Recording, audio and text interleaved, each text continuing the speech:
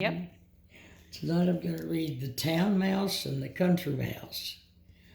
It's illustrated by Carl and Mary Hug. There's this. Here we go. One day a little gray country mouse was visited by her cousin, a handsome town mouse. The country mouse was surprised to see her cousin. She lived so very far from town that she seldom had any visitors. And there's the country mouse, the little tail, and there's the city mouse. He's all dressed up with his hat. Here we go again.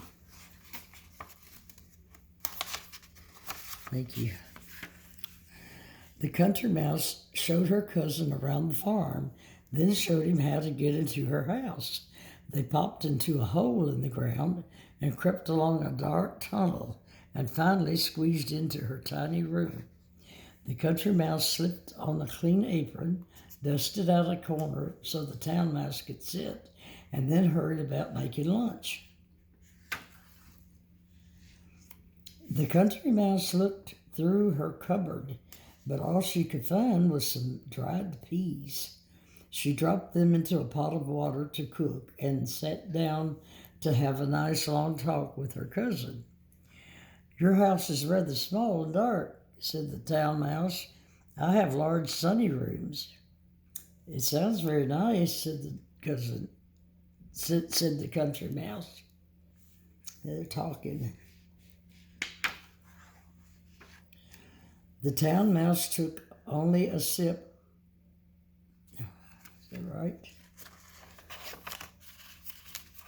I guess it is. Oh, no, it's not. Thank you. When the peas were cooked, the country mouse served them on her best dishes. She had put in a few dried carrot leaves, and the soup was quite delicious. He's sitting over there waiting for his soup, isn't he?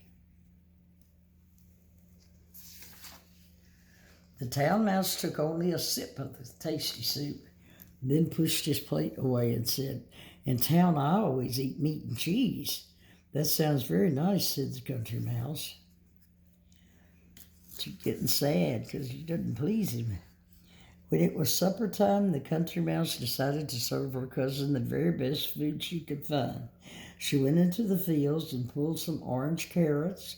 She picked green beans, too, and she gathered some lettuce leaves. These would get ready for dinner. She even slipped into the kitchen of the farmhouse to get a little flour so she could bake a tiny loaf of bread. When supper was ready, they sat down to eat. "Here, cousin," the country mouse said, "have some salad." The town mouse nibbled a little of the salad and then said, "I always have dressing on my salad."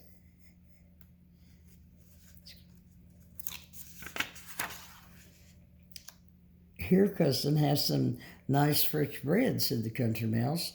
The town mouse nibbled a little of the good crusty bread, then said, "I always have butter on my bread." The country mouse sighed. "I guess things aren't as nice here as they are in town," she said sadly. She's sad because she couldn't please her cousin. "See here," said the town mouse, "I can't understand why you put up with this cramped room and dull food. Why don't you come home with me?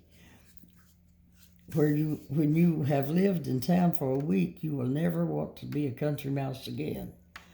"I think I'll go," said the country mouse. She took off her apron and put on her best bonnet, and they started for town. It was late at night when they arrived at the splendid big house where the town mouse lived. "You must be tired and hungry after our long walk," said the town mouse. He took the country mouse into a grand dining room. On the table were the remains of a splendid feast, all kinds of meats, cheeses, cakes, jellies, even tea. Lordy, look at the feast.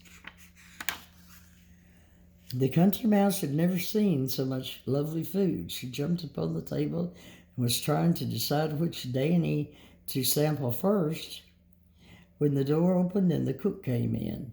The town mouse and the country mouse scampered under a chair and hid until the cook left the room.